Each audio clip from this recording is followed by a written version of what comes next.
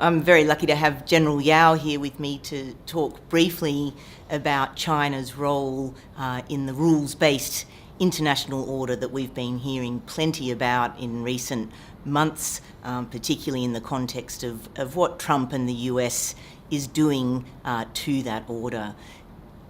Can you see a positive role for China in contributing and possibly changing the rules-based order so that it works better for all of us in the future? Gina, I think it's very complex, complicated question, the rule-based international order. For China, such an international order is a good thing. China is not opposed to this rule-based order. For the last 4 decades, China has incorporated itself into this rules-based order. And traditionally, Chinese people are very comfortable with rules. If these rules are the consensus, the norms of life, there would be no question for China to confirm too. But as you mentioned, that the rule-based order has been frequently mentioned in government documents, in high official speeches. And maybe more recently, it reflects the concern that the order which has been created and led by the United States is cracking somewhere.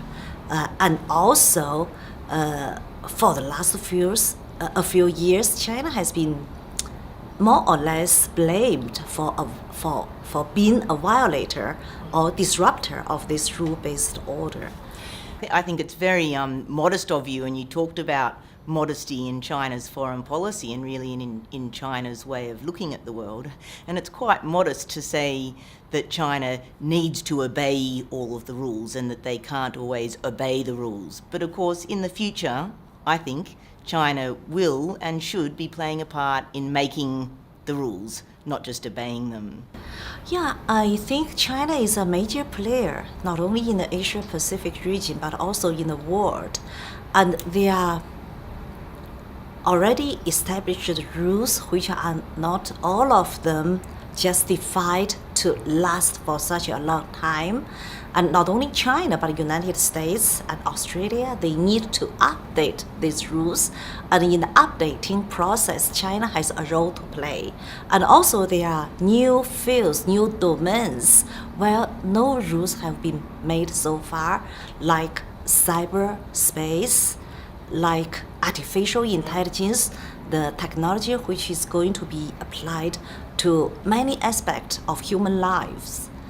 So in this field, China is a big player, and China should have a major role in the rule-setting process, not only as a rule-taking